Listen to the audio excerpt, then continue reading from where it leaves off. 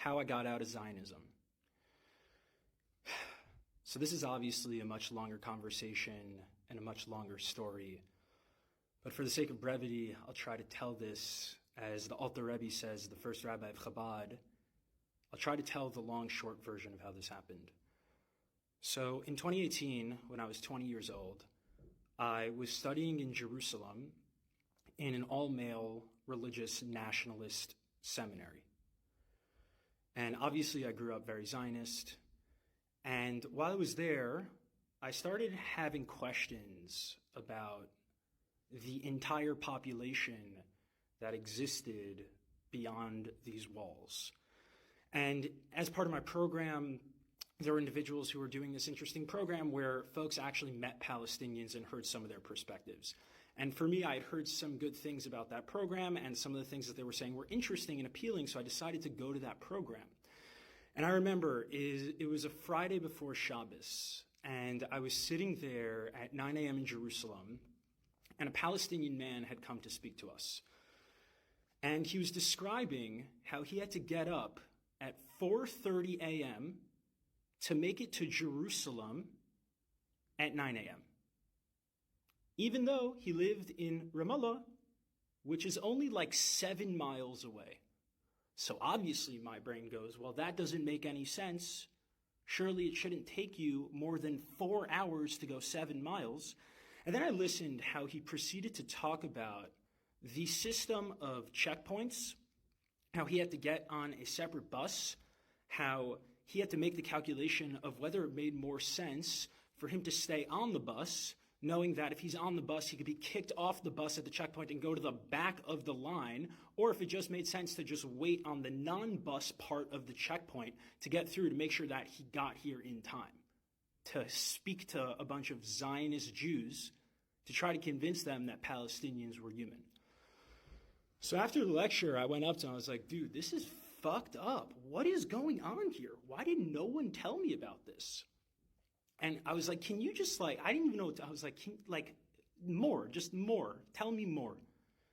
He took out his ID card and he's like, yeah, I actually have to head back now because if I'm not back by a certain time, my provisional travel status is going to get revoked and I won't be able to leave Ramallah again. And it doesn't matter if the checkpoints held me up, and the checkpoints could take 3 to 4 hours. So I need to head back now. I'm like, dude, it's 10:30 or 11 o'clock. He's like, I can't take any chances. I'm not risking this getting revoked.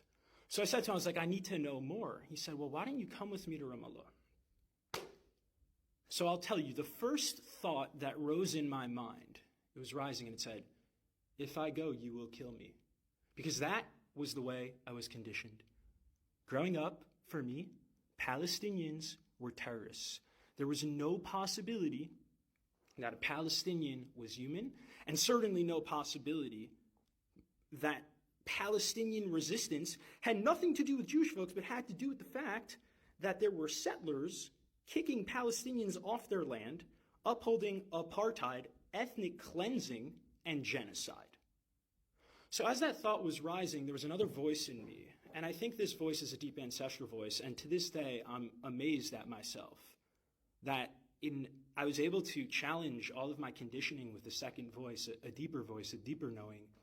And that voice immediately said, well, you've been told your whole life that this person was going to kill you and that this person was a terrorist and he wasn't human. And he's standing right in front of you and he's the exact opposite of those things. And in that moment, I didn't vocalize that thought and I called bullshit and I said, yeah, I'll come. I need to see it for myself. Now, as a Zionist kid growing up, this was unheard of. The thought that I could go to a Palestinian town and come back in anything less than a body bag was absurd. But he said, you got to come in the next couple of days. So this was Friday. So I had Shabbos in Jerusalem. And then Sunday is a work day in the Israeli settler colony. So I went to yeshiva. I went to Gemara in the morning. I think we were holding in Kedushin. And then during lunch, I took off my kippah, I put on a hat, and I went to Kham, which is Damascus Gate. The only place I wasn't allowed to go to when I was in yeshiva, for fear that Palestinians would kill me. And the second I stepped into Damascus Gate, I I don't want to say became Palestinian, that's ridiculous. I had tremendous privilege as a settler, but I got to taste, maybe instead of a drop in the ocean, I got to taste the mist surrounding one drop in the ocean of what it's like to be subject to a settler colonial regime. And I got on a Palestinian bus, and for me, I was like, well, this is interesting that it's a completely different busing system. But even more than that, it's like I, all of a sudden, was with the people who were supposed to kill me, and in fact, the very opposite happened, where when I was on a Palestinian bus, all of a sudden, my sense of identity and belonging started to become Palestinian in terms of my sense of where my safety lies, and my sense of threat immediately became, holy shit, I'm on a Palestinian bus, I am being read as Palestinian in a fucking genocidal settler colony. I am about to go through an hour and a half of military checkpoints in knowing that this occupying army can do whatever they want to me, and the only protection I have is an American passport, which is way more than any Palestinian has, and I was still terrified. And I remember the process of just like this image of a Palestinian father being comforted by his daughter. This man's probably 65 years old, and just me just realizing in that moment, like, the deep humiliation that this person had to undergo. And he was someone privileged who was able to leave Ramallah to Jerusalem. And I remember just going through the Columbia checkpoint, IDF soldiers coming on, harassing us. And I remember going into the Columbia checkpoint and being on the inside of the wall and seeing the beautiful graffiti and seeing that there was a graffiti of someone, a kid with a slingshot. And my Jewish brain at the time said, wow, this is amazing. The Quran and the Torah are so similar. They also have an image of King David with a slingshot. And then after that, the bus kept going, and the slingshot was pointed at an IDF soldier. And that's when it started to crumble for me, where I said, wait a second, who's who here? Who's David and who's Goliath? These are the same rocks that my ancestors used to resist oppression. And now these rocks of Palestine are being used by Palestinians to resist oppression too. And we have become our worst nightmare. I remember sitting in a bar in Ramallah. Sorry, the Israeli security apparatus, I don't remember who it was, but if you could find him for me, that'd be lovely, because I dearly miss him and he changed my life. I remember sitting in a bar in Ramallah, and this person just explaining to me, this beautiful Palestinian human just explaining to me, being so patient with me, speaking to a Zionist settler, speaking to me and just saying, like, dude, like, most people here have never seen Jerusalem. I'm like, what are you talking about? It's literally right there. It's like you have to be a male and 65 or older, or women 55 or older, or you need to have someone sponsor you for a work permit, but the only way they can sponsor you, there has to be an Israeli, and how the fuck is an Israeli going to sponsor you if they don't even know you exist because you're behind the wall? Again, maybe the regulations have changed. This was my experience 5 years ago. It's probably gotten worse. And I remember him saying to me, he said, Shlomo, what would you do?